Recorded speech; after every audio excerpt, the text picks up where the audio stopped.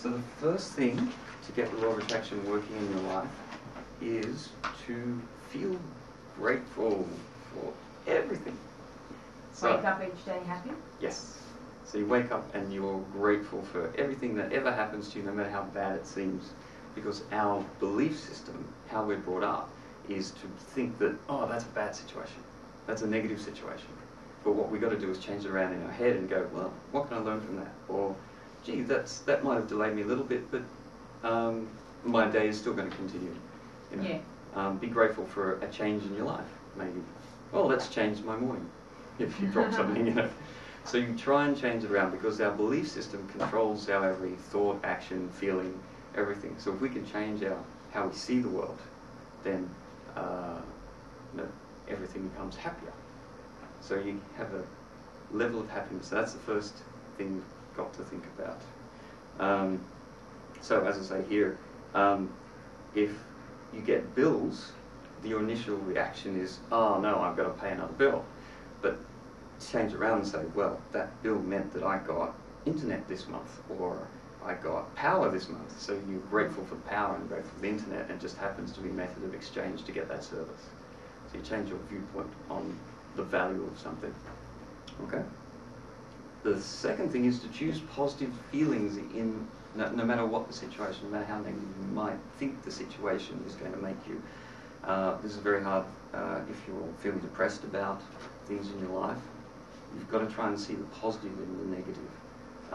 It does take a lot of work to do that, to work through that, especially if you've had some bad situations in the past that are feeding how you believe about the present. But if you can change that viewpoint and make yourself happier, then your life will operate more harmoniously and smoother. Okay? Okay, step 3. They're all kind of related, these steps. Focus on positive things. Now we're quite able to encounter negative things every second of every day if we... On the news. Yes. You know, turn the news on, whoa, a negative story, oh, I feel bad. You know, it's all the time, it doesn't stop. You know, it's constant, So even you could be walking into a train carriage and there'll be an MX newspaper there with a bad news story on the front. And you didn't want to look at that. But this is what you've got to do. You've got to actively avoid bad news situations, so that you continue to have a positive outlook. Now, this doesn't mean you avoid being informed, especially if your job requires you to be informed about what's happening in the world. But you don't sort of gravitate, be attracted to the negative stories. You sort of avoid those. You just read the information you need to know for your job or for your life, and then you move on. And also, that situation's happening to someone else, somewhere else. There's nothing much you can do about it anyway. So even though that might seem a bit callous from our belief system, we can't do anything about a lot of these things. Like, I can't fly to Iraq and help someone who was shot accidentally. You know, it's not possible. So you've got to just accept that there are things you can't change and just move on and try and be positive about things. Okay? Okay. So, the thing about the law of attraction is that it brings to you what you focus on. So you might think, okay, well, I'm just looking at some negative stories, but it's not going to affect me. But if you just think about them, you're thinking about those negative stories, and you might not know it's setting up a cycle of bringing some more of those negative stories to you. And eventually those negative stories might come into negative actions in your life. So if you don't look at them, you don't focus on them, you don't generate that circuit, that program that's happening in your head to bring these things to you. So you're all probably familiar with how the law of attraction works. Yeah? It's all about what you focus on is what you bring to yourself. Okay? So if you are always positive, or doing as many positive things as you can, then your life will be positive, just as a default. Okay? So, step 4. Make a goal, a plan, an intention. Create a vision board containing all the things you want in your life and direct your focus to them. Now, I'm quite imaginative, so I could probably create a vision board that stretches around every single wall in this office and probably outside. So how do you focus on all these things? Well, you don't. You choose the best things, the things you need soon or now, or, you know, in a short period of time, and you focus on those, and then you release that. So once you've done your focus and you're positive, you've thought about everything you need to about that thing, you release it to the universe, and then those things will start appearing in your life. How do you release it? Like, once you stick it on the paper? Well, No, is that what you're saying? it's more about releasing your focus of wanting it. Sorry? Oh, really? It's releasing the attachment to the outcome. Yeah. Oh, okay. It's What you releasing want. how it comes. Just let it go. Let the universe bring it back to you rather than the only way I can get it is by winning lotto. Okay. So I have abundance rather than the only way I can get it is lotto. Yeah. Yeah. Release the attachment. Release the intention. Yeah, so don't expect something. If you focus on the expectation, then you'll always be expecting it, and it won't actually appear. So you sort of go, right, I trust that the universe is going to send it to me, right, I'll move on to something else. Right, right. Okay, now, as I was mentioning before, these are the books I've read, and a number of other books. One of the things that I've also read is that, I don't know if you've heard of Abraham Hicks, everyone, yeah? Yeah. Okay, there are a couple of periods of time that you can use. There are other teachers as well out there. 17 seconds. If you can focus on something completely and totally for 17 seconds with no distraction whatsoever, no other thoughts coming into your head, then that sets up a cycle for manifestation of that thing. If you can then increase that to 68 seconds, you can speed up the manifestation of that thing. And if you can focus on it for 15 minutes, completely with no distraction, which is practically impossible, but if you can do that for a lot of people, yeah, it's going to be a lot faster, and your mindset will change to see that thing in your world. Okay, so these are different views of that. You can start with the 17 seconds and then try and increase that. Okay. So yeah, so get that plan happening, focus on one thing, and if you've never used it before, if you're not sure about whether this is actually going to work for you, the easiest thing to do is just try something small, like a car parking space or a cup of coffee, or something that you wouldn't expect to normally get, and then do that. I knew a guy who just wanted to prove it to himself, so he decided to find playing cards. So he'd visualize, the Queen of Diamonds or something, and then walk through a park, and he'd find it. And he said, okay, well, there's my proof. So, you can think of something. Once I was just walking and I found a scratched up $20 note on the floor. There you go. Yeah. Yeah, it's good. If you keep your eyes out for that, if you're expecting to find something, it'll appear. Yeah. Yeah, that's right.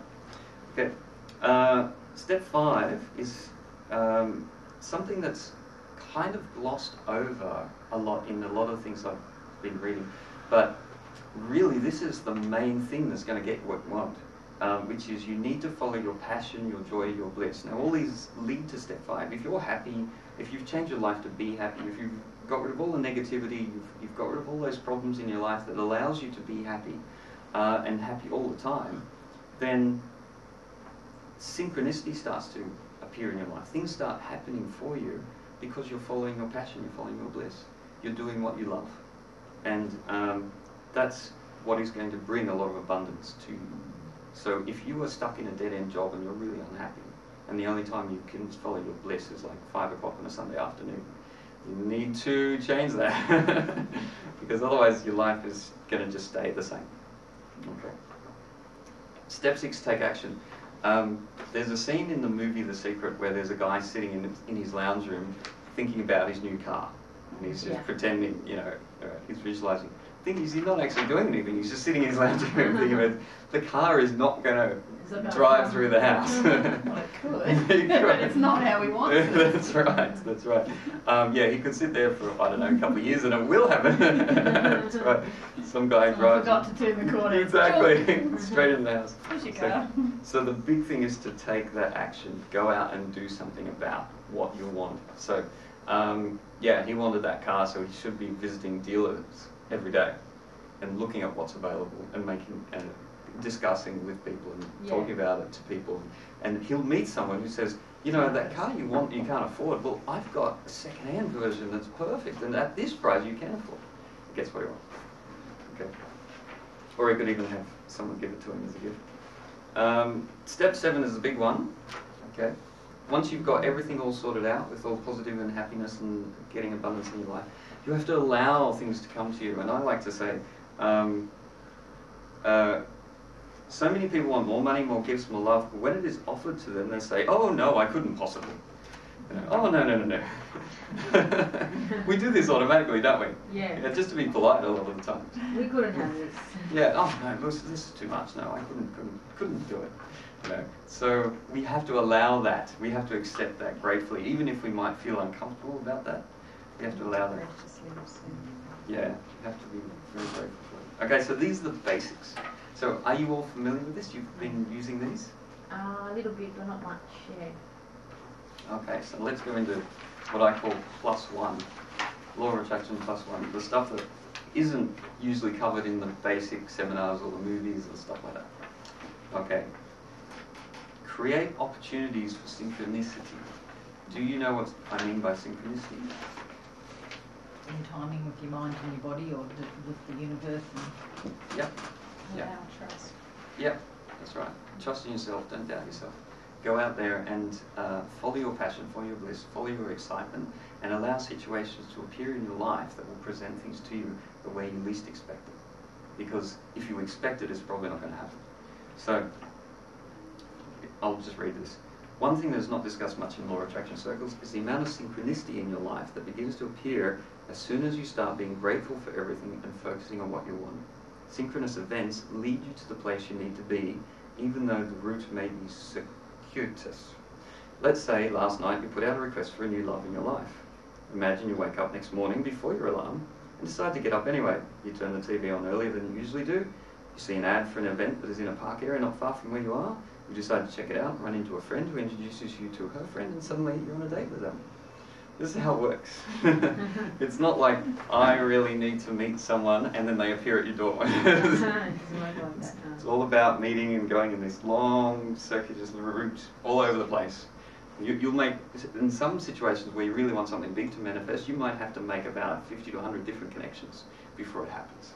And people don't talk about that. They say, it will come into your life, it will come. But they don't say how, because they don't know.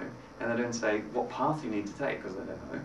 You What need the big to know. wigs up here have got That's to right. rearrange these things. They want to be there to that, this That's meets that, exactly. this that, and then you're going to be there. And Yes. after God, she goes to the left and not the Yeah, right.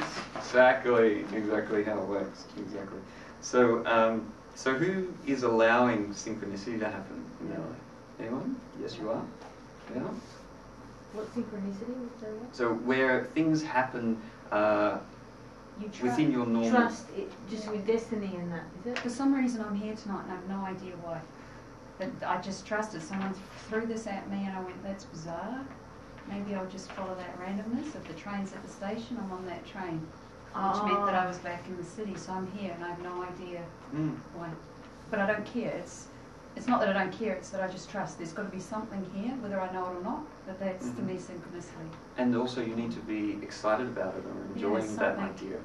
Yeah. Yeah, and you follow that excitement or that joy. It's not a have to, you just, Yeah. it just happens. Or you get called, you often happens for me, I'll go somewhere and for some reason I'll go that way and I never go around that way, but then you run into somebody and magic happens. Yeah, that You know, happens. that person's in a real bad space and you're there at the right time. Or Exactly. I always find kids that are tripping badly and that's something that always happens to me, put them back together. So yeah, you just trust. And it happens. Yeah, exactly. The world will move around for you Yeah. because we create our own reality.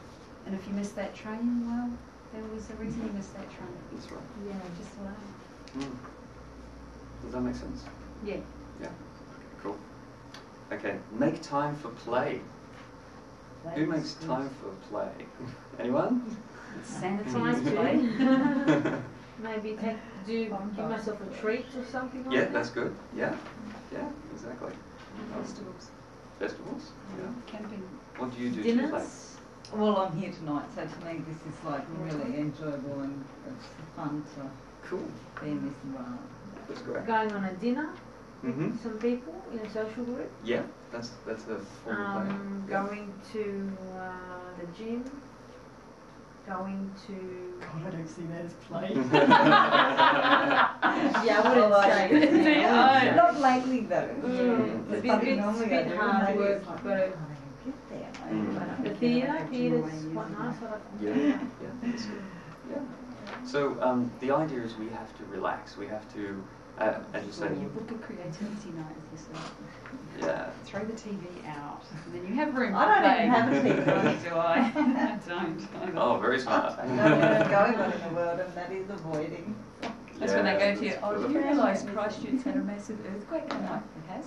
I'm totally ignorant. Yeah, the TV, yeah. We have a TV because I have You're a kid, no? I have a 6-year-old son that really needs a TV. Yeah, definitely. I've got a TV in my bedroom. Oh no! Get it out! Get it out! No, I'm not much of a TV fan. Oh, great. So you only turn it on when you I can't kind of sleep. need to Yeah. zone out. It's like it's not fulfilled. I find reading a book is quite better.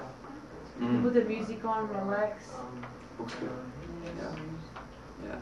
So, regarding play, What do you do for play? This is play. Yeah. Yeah. Taking life seriously, setting your days out, hour by hour, turning down offers of meetings and coffees and other things, and making your reality staid, serious and boring is the quickest way to old age and bitterness. Do you agree? Yes. Yeah.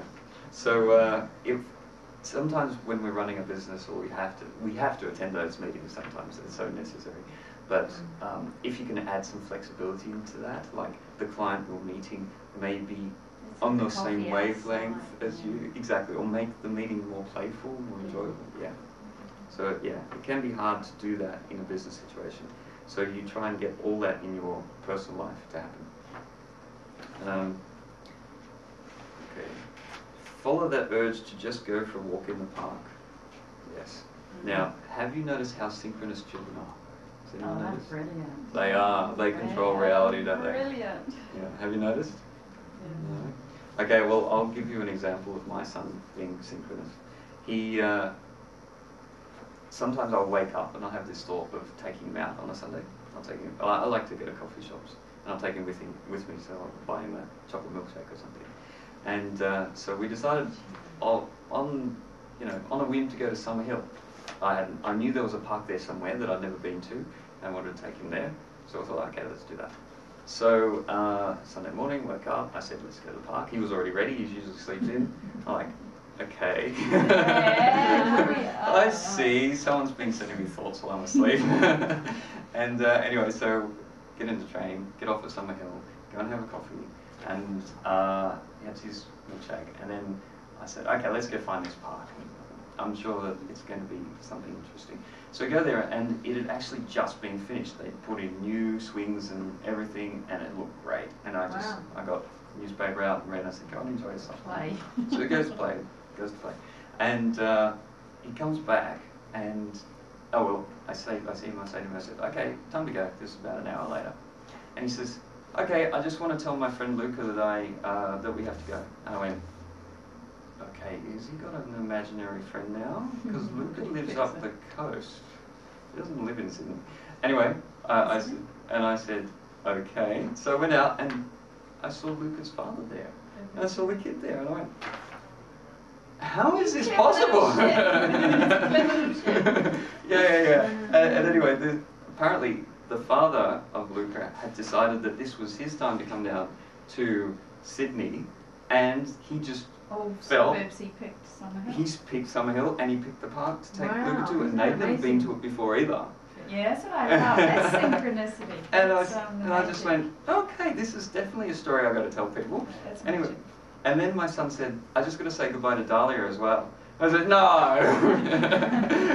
He's probably on the phone to Get your ass on Because I knew for sure that was not possible that Dahlia could have been there, because Dahlia and her parents moved to Canada 6 months ago. That's a bit harder. That was just a little bit harder. Maybe they had the TARDIS. That's right, the mother had the TARDIS. So I went, no, it's not possible. And I looked around, and there the parents of Dahlia there. And I said, aren't you supposed to be in Canada? Job contract change, we had to come back. Have you been to this park before? No, we just had this urge to just go there today. It's like, right, kids. Follow them. Yeah, law of attraction works for kids. And I just think that's the perfect example, kids working together. They know already, Mm. whereas we've been smashed out of us and we've got to relearn all those skills. That's right. It's like- Yeah, they've been born with these skills. Yeah. So anyway, that's a really cool story. Okay, so what you would have learned from a lot of the basic stuff of law of attraction is just teaching you those 7 steps. You know, you follow all these things, and eventually the things you want will appear in your life. But there are certain things that aren't discussed because they're a little bit more way out, and it takes a little bit more. What's the word? Accepting, effort to explain, and also to allow people to take that extra leap.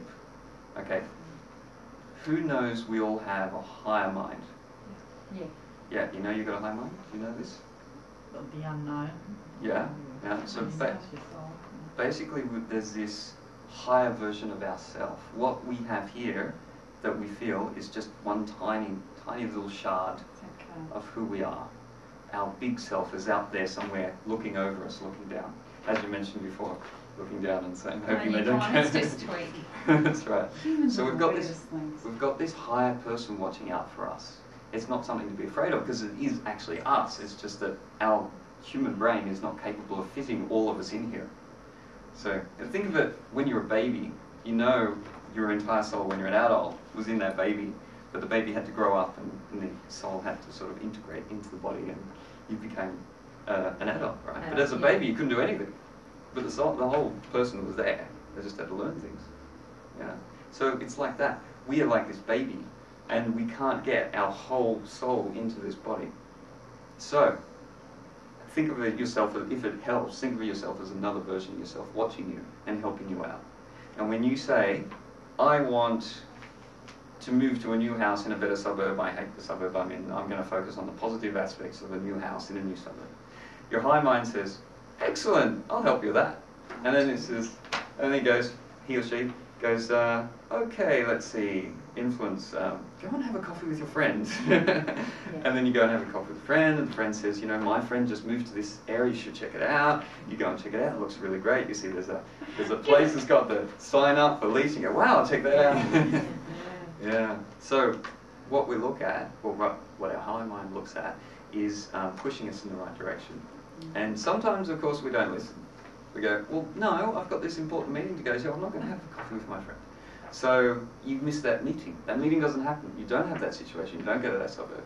So your high mind just goes, oh, okay, right, next person. Okay, let's convince them to go to this fun fair that's on the weekend. I'll just make sure this person drops that pamphlet in the letterbox so they discover it. And they just go, oh yeah, I've got this thing on the weekend. Oh, I'm too tired. And the high mind says, oh. You know what? They really don't want to move. Let them sit there a bit longer. That's right. So what you were saying is sometimes the high mind really has to nudge you. So sometimes you'll get lots of little nudges, and maybe you do 6 months of ignoring all these things, and then they'll say, right, okay, burning the house down.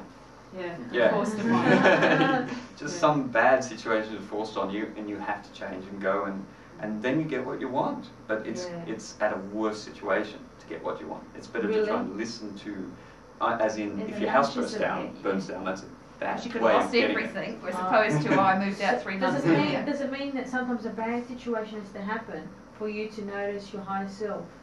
It's the expression of, I have to hit you with a bit of 4x2 until you get it. Yeah. Because all the subtle nudges, knock, knocks, you're still ignoring them. Yeah, high mind's always knocking, always helping so you. the house burnt down is the bit of 4x2. Yeah, it's where you've ignored everything for 6 to 12 months and that's not done anything. That's when you get sick. That's when your health goes as well. You've ignored something. Yeah, exactly. But then if you're working with the law of attraction, you should be able to see that. And Exactly. Exactly. If you're operating on positivity, and then you won't get that far. Exactly. We shouldn't get that far. Exactly, yeah, exactly right. Okay, so the high mind is very important. As long as we focus on the idea that the high mind is helping us, and we know that, then all things are possible. Now, follow your excitement. Do you follow your excitement? Yeah. See, people say, you know, do what you're passionate about or follow what you love, but it doesn't really say follow your excitement every second of every minute of every hour, every day. Oh, okay. No matter how basic that is. Now, if your excitement is just to choose one particular tea over another tea, that's good enough. You know, if that's the most exciting you can get, do it. But you got enjoyment out of that, didn't you? Enjoyment. Enjoyment out of picking your tea. Was that what happened earlier, was it? Yeah, I had one blueberry tea bag left for her. Oh, So- she got excited. Cool. Yeah, but it's all about following your excitement. So no matter how small that might be, if what you should be doing is focusing on the most exciting thing. But if the most exciting thing is out, like you're not financially abundant at the time to do the most exciting thing, then you do the next most exciting thing you can do. And you just try and do that every second, every minute, every day. Okay, that will lead you so fast to what you want, you'll be, you know, shocked. Yeah. So following that excitement is very important. And one last thing about this before we have a discussion. Accept better than best. Okay? Now, the thing I've put here, this is an extreme example. Imagine you're hoping to get a free meal at McDonald's, and you're suddenly, yeah, I know, see? Can you change that? But you gave the reaction I wanted. Yeah. McDonald's is wrong. I know. So, if you're hoping for a free meal at McDonald's, but you're suddenly invited to a free banquet meal at your partner's company's anniversary party, don't get upset and say, oh, well, the law of attraction didn't work. I didn't get a free meal at McDonald's. Because your higher mind has such a large amount of imagination.